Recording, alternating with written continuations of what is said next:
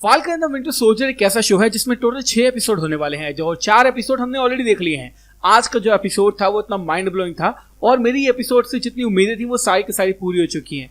सिर्फ 2 ही एपिसोड बचे हैं और कहानी बहुत ही अमेजिंग नोट पे अब खत्म हुई है। तो आज की वीडियो में मैं आपको एक्सप्लेन करने वाला हूँ कि 4th एपिसोड में क्या हुआ, साथ साथ की एंडिंग में क्या हुआ, ये भी मैं आपको बताने वाला हूँ। एंडिंग बहुत ही माइंड ब्लोइंग थी और अब जॉन वॉकर की सच्चाई पूरी दुनिया जान जाएगी इस एपिसोड के बाद में। हे गाइस, मैं हूं Sachin Nigam and let's begin this video. तो एपिसोड की शुरुआत में हमें वकांडा का सीन दिखाया जाता है जहां पे आयो और बकी हमें देखने को मिलते हैं। अब बकी को आयो जो है यहाँ पे टेस्ट करने वाली है और वो ये देखने वाली है कि बकी के दिमाग से जो हाइड्रा ने उसके अंदर जो एक तरह से वर्ड्स डाले जिससे वो ट्रिगर होता था और जो भी वो ट्रिगर वर्ड बोलता था उसके ऑर्डर्स मानता था, विंटर सोल्जर वाला काम करता था, वो निकले हैं या नहीं निकले हैं। तो यहाँ पर बकी बोलता है कि तुम श्योर हो इस बारे में कि क्या मैं किसी को हर्ट तो नहीं करूंगा। तो वहां पे आयो बोलती है कि मैं किसी को हर्ट नहीं होने दूंगी, मैं तुम्हें ट्राई करना चाहती हूँ। और यहाँ पे हम देख सकते हैं कि आयो उन्हीं वर्ड्स का इस्तेमाल करके बकी को बोलती है जो ज़ीमो ने 2016 वाली सिविल वॉर मूवी के अंदर बोला था।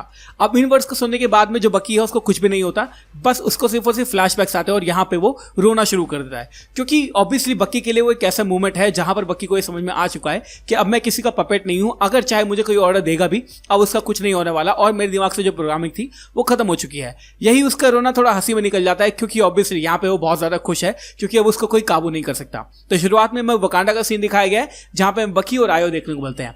शुरुआत में जब मैंने वकांडा का म्यूजिक सुना था ना तो मुझे इतना अच्छा लगा क्योंकि ऑब्वियसली 3rd एपिसोड के अंदर हमने आयो को आते हुए देखा था।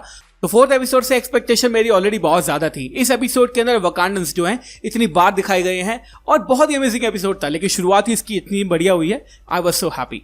उसके बाद हमें एपिसोड 3 के बाद में जो एंड सीन था उसको एक्सटेंडेड करके दिखाया जाता है जहां पे आयो हमारे बकी को बता दे कि तुमने उसको जेल से क्यों छुड़ाया, उसको जेल से नहीं छुड़ाना चाहिए था, उसने हमारे किंग तचाको को मार दिया था और ज़ीमो को हम ले जाएंगे। और उसके बाद तो बकी बोलता है कि अभी हम उससे काम कर रहे हैं, थोड़ी सी हमें जरूरत है उसकी, तो अभी हम उसको नहीं दे सकते। तो यहाँ पे आयो उसको बोलती है कि जैसे ही तुम्हारा काम खत्म हो जाएगा उसके बाद हम ज़ीमो को लेने आ जाएंगे। और ज़ीमो ये बात ऑलरेडी जानता है कि उसने तचाका को मार दिया था, तो ऑब्वियसली वकांडन जो है जितने वकांडी के लोग हैं वो सारे के सारे उसको लेने तो जरूर आएंगे। तो शुरुआत में हमें तो यही दिखाया जाता है कि आयो जो है वो बकी से बात करी ज़ीमो के बारे में। उसके बाद हमें अगला सीन दिखाया जाता है जहां पे हम देख सकते हैं कि बकी, हमारा ज़ीमो और साथ साथ सैम तीनों बात कर रहे होते हैं और ज़ीमो उनको समझाता है कि कार्ली जो है बहुत खतरनाक होती जा रही है, या तो तुम उसको मार दो या वो तुम्हें मार देगी। अगर तुम उससे रीजन करना चाहते हो या फिर तुम उसकी मदद लेना चाहते हो तो ऐसा नहीं हो सकता।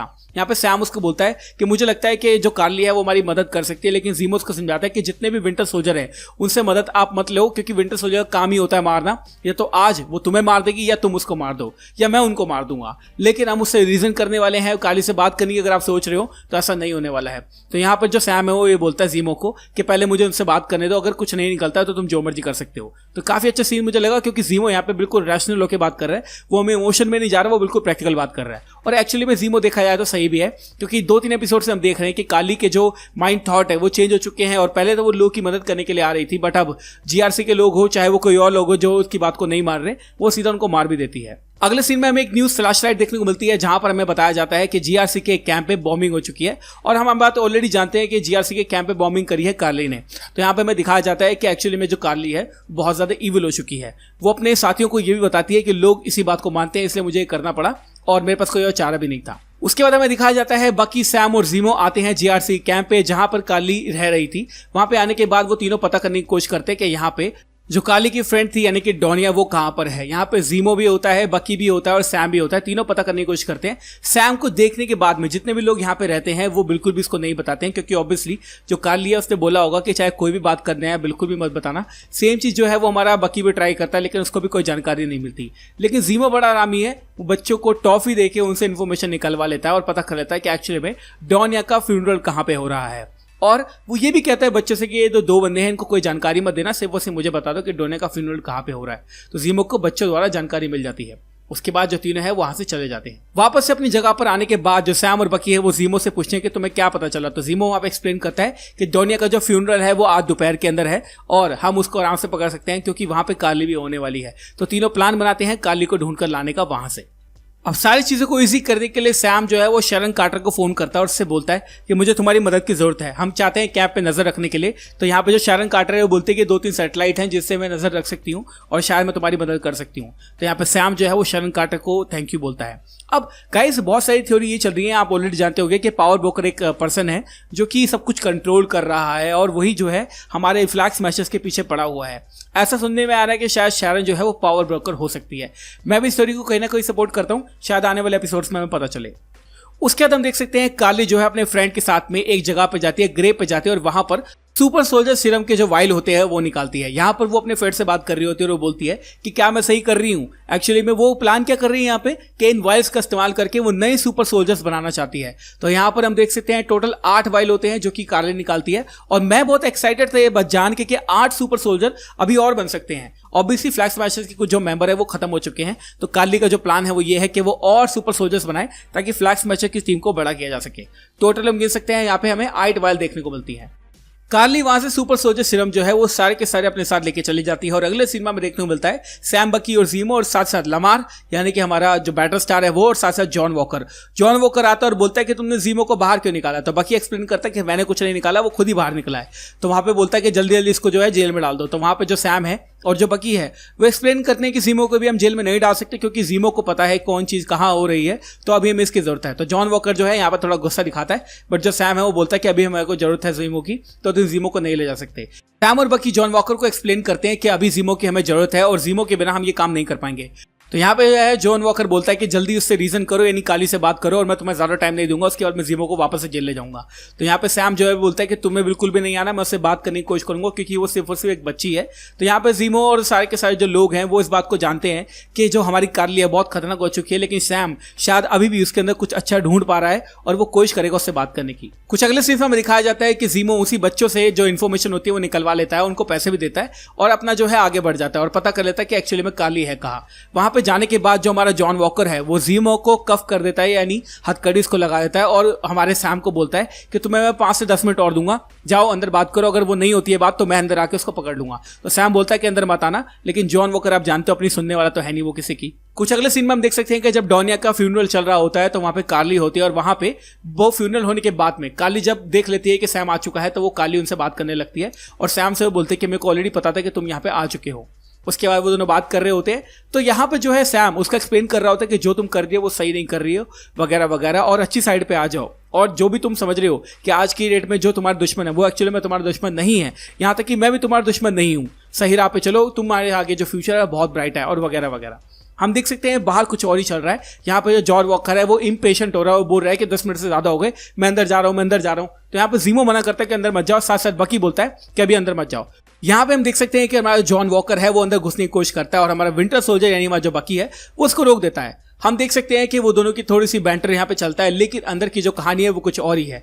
फाल्कन ऑलमोस्ट कंफर्म हो जाता है कि जो कार्ली है मेरी बात मान लेगी, लेकिन उसी वक्त आपको पता है ना कौन आने वाला है। यहाँ पे आ जाता है जॉन वॉकर, वो आके बोलता है कि कार्ली तुम्हें अंडर अरेस्ट किया जाता है। यहाँ पे कार्ली बोलती है कि तुम्हें मुझे पता था कि तुम्हें को धोखा दोगे ही दोगे, और यहाँ पे हम देख सकते हैं कि फाइट सीक्वेंस जो है वो शुरू हो जाता है। हम देख सकते हैं शुरुआत में हमें दिखाया जाता है जॉन वॉकर और कार्ली जो है यहाँ से भाग जाती है और बकी जो है उसके पीछे भाग जाता है ताकि उसको पकड़ के ला सके।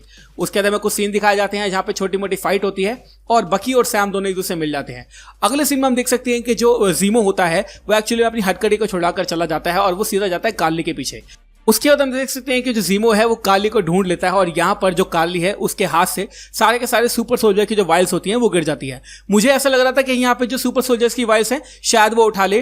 टोटल 7 वाइल जीमो के आगे पड़ी हुई होती हैं। आपको पता है ना टोटल 8 वाइल है जिसमें 7 जीमो के आगे पड़ी होती है। तो जीमो क्या करता है वो एक एक करके सारी की सारी जो वाइल्स हैं उनको तोड़ देता है और कार्ली वहां से भाग जाती है, लेकिन एक वाइल बच जाती है जिसको उठा लेता है जॉन वॉकर। जी हाँ, जॉन वॉकर के अंदर सिर्फ और सिर्फ अभी तक एक ही कमी थी, वो ये थी कि कैप्टन अमेरिका बनना तो चाहता था लेकिन उसके अंदर वो स्ट्रेंथ नहीं थी। लेकिन एक बार इसको मिल जाती है जिसको बाद में जॉन वॉकर ले लेता है और बन जाता है एक सुपर सोल्जर, और अब ये ज्यादा हरकतें करने वाला है। अगले सीन में हम देख सकते हैं कि यहाँ पे कार्ली और उसका फ्रेंड यहाँ से भाग रहे होते हैं और वहां पर जो हमारी कार्ली होती है वो सैरा को फोन करती है, यानी फाल्कन की सिस्टर को फोन करती है और उससे बोलती है कि मैं फाल्कन से मिलना चाहती हूँ, अदरवाइज हमारे जो बच्चे होंगे मैं उनको अटैक कर सकती हूँ और साथ साथ अगर तुमने मेरे को बात नहीं करवाई या कोई गड़बड़ हुई तो कुछ ना कुछ मैं भी गड़बड़ कर सकती हूँ।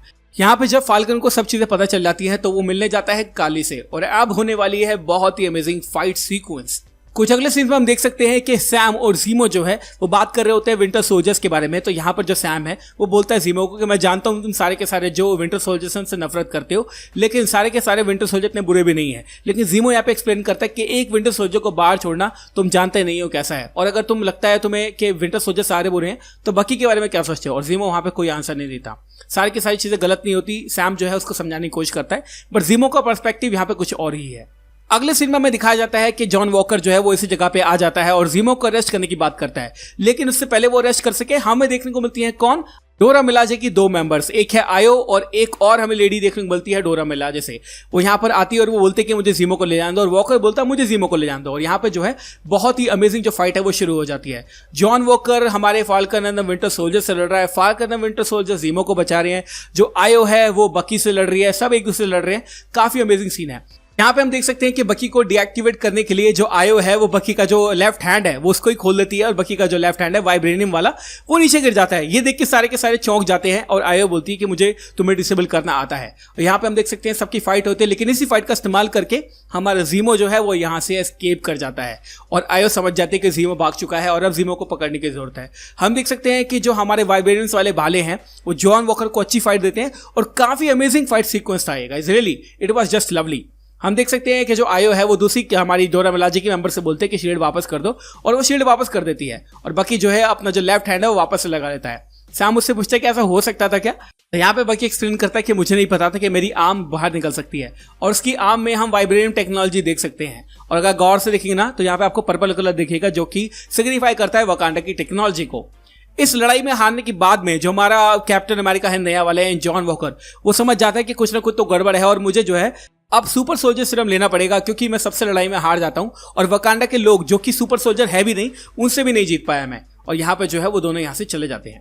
कुछ अगले सीन्स में हमारा जॉन वॉकर को रियलाइज होता है कि अगर उसको पूरे तरीके से कैप्टन अमेरिका बनना है तो उसको सुपर सोल्जर सीरम लेना पड़ेगा। लमार से वो थोड़ी सी बातें करता है और वो बोलता है कि मैंने सेना के अंदर इतना सारा काम किया लेकिन अभी वो पूरा नहीं बैठ रहा और मुझे कुछ तो करना ही पड़ेगा। अगले सीन्स में हम देख सकते हैं कि जो जॉन वॉकर है वो तैयार है लड़ाई के लिए और वो अब सुपर सोल्जर सीरम ले चुका है, लेकिन वो ऑन स्क्रीन दिखाया नहीं गया है। उसके बाद हम देख सकते हैं कि जैसे कि मैंने आपको बताया था कि जो काली है वो उसको टेक्स्ट भेजती है और जो सैम है और बकी है वो काली से मिलने जाते हैं। तो काली यहाँ पे एक्सप्लेन करती है कि तुम उसके लिए काम कर रहे थे वगैरह वगैरह और तुम सही नहीं हो, जो भी चीजें कर रहे हो मेरा जो मोटिव है करने का उसको पूरा करने दो। और यहाँ पे शैरन का एक सीन दिखाया जाता है जहां पे वो पता कर लेती है कि जो हमारा जॉन वॉकर है वो भी इसी जगह पहुंच चुका है। बल्कि काली ने ये बोला था कि जॉन वॉकर बिल्कुल भी नहीं आना चाहिए, बट जॉन वॉकर बिना बताए खुद पहुंच चुका है और यहाँ पे जो है वो लड़ाई करना शुरू कर देते हैं। जो बकी होता है वो हमारी कार्ली के पीछे भागता है और सैम जो है वो उड़ के चला जाता है। और यहाँ पे हम देख सकते हैं कि जॉन वॉकर जब लमार के साथ यहाँ पहुंचता है तो शुरुआत में तो आपको ऐसा लगेगा कि उसने कुछ भी नहीं किया है, बट धीरे धीरे जब वो 2-3 बंदों से लड़ लेता है तो हमें पता चल जाता है कि एक्चुअली ने उसने सुपर सोल्जर सीरम ले लिया है और वो एक सुपर सोल्जर को यानी हमारे जो फ्लैग स्मैशर्स का मेंबर है उसको पूरा अक्रॉस स्टेयर्स भी फेंक देता है, जिससे पता चलता है कि उसके अंदर जो ताकत है वो पूरी आ चुकी है। ये सीन जब हमारा फाल्कन देख लेता है कि सुपर सोल्जर सीरम जो है उसके अंदर घुस चुका है और अब जो हमारा जॉन वॉकर है बहुत ज्यादा ताकतवर हो चुका है, तो वो ये बात पूछता है बेकसूर ने क्या किया है ऐसा, वो कुछ भी नहीं बोलता और यहाँ पे जो है सीन्स खत्म हो जाते हैं। कुछ अगले सीन में हम देख सकते हैं कि लमार और जॉन वॉकर जो है बकी, सैम और हमारे फ्लैग स्मैशर से लड़ाई कर रहे होते हैं। इसी लड़ाई के बीच में हमारे फ्लैग स्मैशर जो है वो गलती से हमारे लमार को मार देते हैं और यहाँ पर जो हमारा जॉन वॉकर है वो इतने ज्यादा गुस्से में आ जाता है कि एक्चुअली में उसको पता चल जाता है कि अब जितने भी लोग हैं उनको मुझे मारना ही है। तो यहाँ पे हम देख सकते हैं कि जो हमारा जॉन वॉकर है वो तैयार होता है और लमार के पास जाता है और बोलता है कि लमार उठो, लेकिन इस सीन के अंदर लमार जो है वो पूरा मर चुका है। सारे के सारे फ्लैग स्मैशर्स यहाँ से भाग जाते हैं और जॉन वॉकर अब पूरा गुस्से में आ जाता है। वो अपनी शील्ड का इस्तेमाल करके खिड़की में से कूदता है और फ्लैग स्मैशर्स के पीछे भागना शुरू करता है। हम देख सकते हैं इन सीन्स के अंदर हमें दिखा दिया गया है इसके अंदर पावर जो है वो पूरी आ चुकी है और वो फ्लैग स्मैशर्स के बंदे के पीछे भागता है और उससे बोलता है कार्ली कहाँ पे है। और यहाँ पे हम देख सकते हैं कि एक बंदा जो कि काले के साथ हमें पहले देखने को मिला था उसको जॉन वॉकर अपनी शील्ड का इस्तेमाल करके पूरे तरीके से मार देता है और वो अकेला नहीं कर पाता, ये लोग सारे के सारे लोग उसकी वीडियो बना लेते हैं। और यहाँ पे कैप्टन अमेरिका के जो ट्रू मोटिव्स हैं वो अब सबके सामने आ चुके हैं। हम देख सकते हैं उसकी शील्ड पे खून लग जाता है और वो अब कैप्टन अमेरिका तो बिल्कुल भी नहीं रहा है, क्योंकि कैप्टन अमेरिका कभी किसी को मारता नहीं है। अब हमारा जॉन वॉकर बन चुका है यूएस एजेंट और यहाँ पे जो है एपिसोड वो खत्म हो जाता है। गाइस ये एपिसोड जो था काफी ज्यादा अमेजिंग था। इसके अंदर हमें काफी सारी चीजें देखने को मिली, बहुत सारा एक्शन देखने को मिला जो कि काफी ज्यादा एपिसोड से मिसिंग था। जॉन वॉकर अब यूएस एजेंट बन चुका है, सुपर सोल्जर सीरम ले चुका है, तो कुछ न कुछ अब 5वें और 6ठे एपिसोड के अंदर तो होने वाला ही है। I am so excited. 2 episode बचे, I can not wait to watch the 5th episode. आपको 4th एपिसोड कैसा लगा मुझे कमेंट सेक्शन में जरूर बताना। Thank you so much for watching this video guys. मैं हूं सचिन, मिलूंगा आपसे अगली वीडियो के अंदर। Bye guys, take care, love you all and have a great amazing day.